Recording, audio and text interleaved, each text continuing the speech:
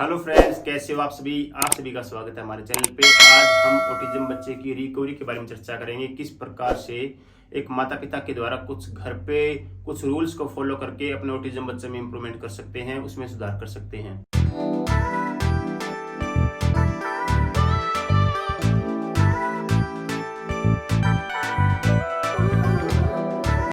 मैं हूं विकास कुमार और मैं एक हियरिंग और स्पीच थेरेपिस्ट हूं। हमारे द्वारा बच्चों को ऑनलाइन और ऑफलाइन थेरेपी प्रोवाइड करवाई जाती है।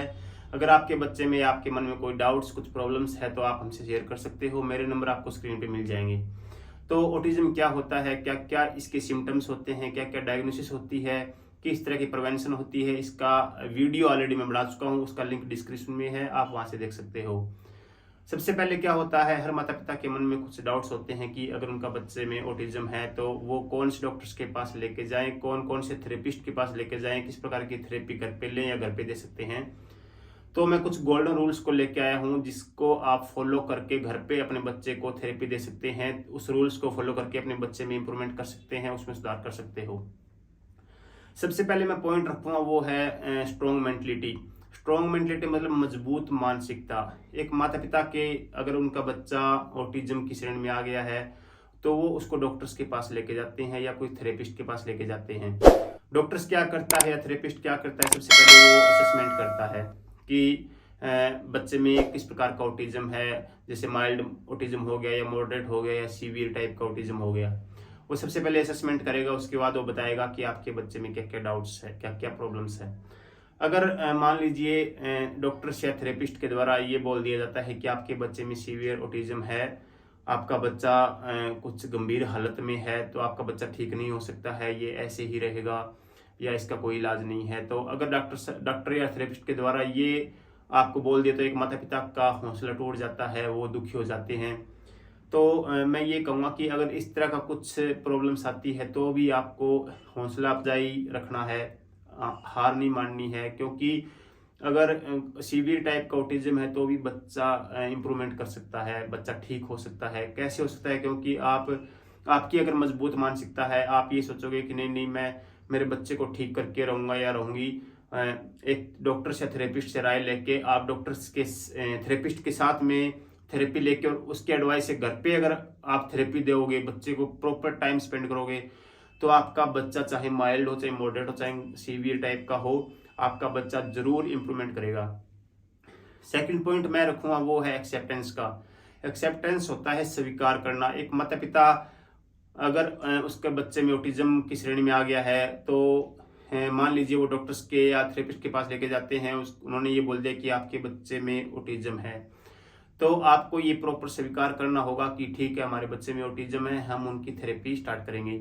ऐसा नहीं है कि आप घर आ गए और घर आके सोचते हैं कि अभी तो बच्चा 2 साल का है, अभी क्या बोलेगा, क्या ध्यान देगा, अभी 4-5 साल हो जाएगा तो अपने आप ठीक हो जाएगा। गांव में भी ऐसी ही पहले ऐसी भावनाएं होती थी लोगों में कि मतलब अभी छोटा बच्चा है, 5 साल का होते ही अपने आप ठीक हो जाता है।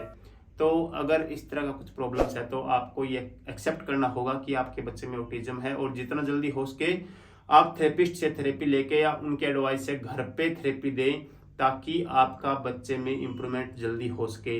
क्योंकि ऑटिज्म की में अगर बच्चे में है तो आप जितनी जल्दी अगर थेरेपी स्टार्ट करोगे उतनी ही जल्दी इंप्रूवमेंट आपको देखने को मिलेगी। नेक्स्ट पॉइंट मैं ये रखूंगा, कुछ मेडिसिन्स भी होती है जो थेरेपी के साथ साथ में बच्चे को, जैसे माइल्ड मॉडरेट या सीवियर टाइप का बच्चा है, वो डॉक्टर्स से आप सलाह लेके कुछ मेडिसिन भी दे सकते हो बच्चे को, ताकि उसकी मेंटलिटी ठीक हो सके। नेक्स्ट पॉइंट मैं ये रखूंगा वो रखूंगा इंगेज का। इंगेज जैसे किसी बच्चे में ऑटिज्म है, वो बिल्कुल ही अकेला एक तरफ रहता है, अकेला खेलता है या अकेला मतलब किसी चीज को देखता रहता है, किसी चीज में ध्यान लगा के रहता है, या अकेला कोई एक ही एक गेम खेलता है, कोई अकेला टीवी देखता है।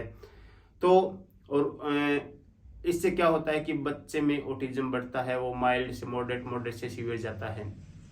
तो आपको क्या करना है, अगर आपका बच्चा इस तरह से कुछ अटेंशन नहीं करता है तो आप बच्चे में व्यस्त रहिए। बच्चे को इस तरह से आपको एक्टिविटीज करवानी है ताकि बच्चे का ध्यान डाइवर्ट हो जाए, एक तरफ से हटके दूसरी तरफ चला जाए, ताकि बच्चे की मेंटलिटी अलग अलग कामों में लग जाए। तो इससे बच्चे में इम्प्रूवमेंट होगा, क्योंकि उनका जैसे ऑटिज्म क्या होता है, ऑटिज्म बच्चे ऐसे होते हैं, वो जिस वातावरण में रहते हैं उसी को अपने मन में ढाल लेते हैं। उसको क्या करना है कि उस मानसिकता से इन्वायरमेंट से निकाल के अलग अलग इन्वायरमेंट में उसको ढालना ही एक तरह से ऑटिज्म में रिकवरी करना होता है।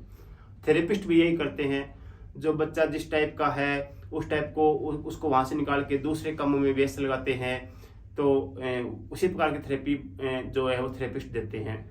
नेक्स्ट पॉइंट मैं ये रखूँगा बच्चे में play with home. Play with home कैसे होते हैं, जैसे एक माता पिता है, उसका बच्चा ऑटिज्म की श्रेणी में आ गया है और वो अकेला बच्चा है, वो अकेला खेलता है, अकेला टीवी देखता है, तो हर माता पिता का यही पॉइंट्स होना चाहिए कि उनके साथ बच्चे के साथ खेलना, अलग अलग एक्टिविटीज करना। कुछ कैरम बोर्ड खेल सकते हो, कुछ स्टोरी पढ़ सकते हो, कुछ बॉल्स खेल सकते हो, बैट बॉल खेल सकते हो, छुपा छुपी खेल सकते हो। अगर इस तरह से बच्चे के साथ खेलोगे तो बच्चे की अलग अलग मेंटलिटी काम करेगी, अलग अलग एक्टिविटीज करेगा बच्चा, ताकि उनका ध्यान एक डाइवर्ट हो जाए और बच्चे का ध्यान अलग वातावरण में चला जाए। तो इस तरह से अगर आप घर पे बच्चे के साथ टाइम स्पेंड करोगे तो बच्चा जल्दी ही इंप्रूवमेंट हो जाएगा। काफी माता पिता ऐसे होते हैं, कोई बच्चा स्टडी नहीं करता है, कुछ काम नहीं करता है, तो बच्चे के साथ मारपीट करते हैं, उसको गुस्सा करते हैं, उस पर मतलब उसके साथ जोर से बोल के व्यवहार करते हैं। इससे क्या होता है कि ऑटिज्म बच्चे में एक तरह से गुस्सा होता है, वो प्रेशर बढ़ाता है, और कुछ हो सकता है ऑटिज्म बच्चा कुछ चोट या हानि भी कर सकता है, क्योंकि वो नहीं जानता कि मेरे ऐसा करने से मेरे चोट लग सकती है, ऐसा मेरा कुछ हो सकता है। तो छोटे ऑटिज्म बच्चे हैं, वो कुछ भी कर सकते हैं। तो बच्चे के साथ में घर पे आप खेल सकते हो, कुछ गेम्स खेल सकते हो, उसको ग्राउंड में ले जा सकते हो। तो ऐसा करोगे तो आपका बच्चा जरूर ही इंप्रूवमेंट करेगा। नेक्स्ट पॉइंट मेरा ये रहेगा ग्रुप प्लेइंग। ग्रुप प्लेइंग क्या होता है, आप जैसे आपका बच्चा घर पे अकेला रहता है, उसको आप हर माता पिता का ये फर्ज है कि वो टाइम निकाल के बच्चे के साथ में ग्राउंड में ले जाएं, और जो बाकी वहाँ बच्चे खेलते हैं उसके बीच में बच्चे को खेलने दे, उसके साथ खेलने दे, ताकि वो बच्चे के साथ दौड़ेगा, बॉल खेलेगा, तो बच्चे में अलग अलग एक्टिविटीज होगी, अलग अलग ध्यान अटेंशन करेगा, माइंड डाइवर्ट होगा। तो ग्राउंड में क्या होता है, ग्राउंड में एक तो मेंटलिटी बढ़ती है और कम्युनिकेशन भी होता है, फिजिकल भी होता है, बच्चे का इम्प्रूवमेंट होता है। तो ऐसे करोगे तो बच्चे का ध्यान अपने आप ही डाइवर्ट हो जाएगा और बच्चा ऑटिज्म में रिकवरी करेगा। और नेक्स्ट पॉइंट मैं ये रखूँगा कि जो आप हर माता पिता जो घर पे रहते हैं, साथ में वर्क भी करते हैं, जो भी वर्क कर रहे हैं उसके साथ में बच्चे को लगा के रखें, ताकि बच्चे का ध्यान अलग अलग कामों में रहे। तो अगर इस तरह से कुछ पॉइंट्स को आप फॉलो करोगे तो आपका बच्चा जरूर ही इम्प्रूवमेंट करेगा, क्योंकि थेरेपिस्ट तो 40-45 1 घंटा थेरेपी देता है, बाकी जो टाइम है वो बच्चा अपने माता पिता के साथ में, अपने भाई बहन के साथ में घर पे ही टाइम स्पेंड करता है। तो वो टाइम बच्चे का बहुत ही इंपॉर्टेंट है। अगर उस टाइम में जो थेरेपी में काम हो रहा है वही अगर फॉलो करके रूल्स को आप घर पे इम्प्रूवमेंट करोगे तो बच्चे में जरूर ही रिकवरी हो जाएगी। तो मेरे कहने का मतलब है कि आप जितना ज़्यादा हो सके बच्चे के साथ टाइम स्पेंड करें, ताकि बच्चे में इम्प्रूवमेंट हो सके। कंप्लीट इस वीडियो को देखने के लिए धन्यवाद। और अगर आपके मन में अभी भी कोई डाउट्स है, कुछ पॉइंट्स आप मतलब फॉलो करना चाहते हैं, तो आप हमसे कॉन्टैक्ट कर सकते हो, शेयर कर सकते हो। धन्यवाद।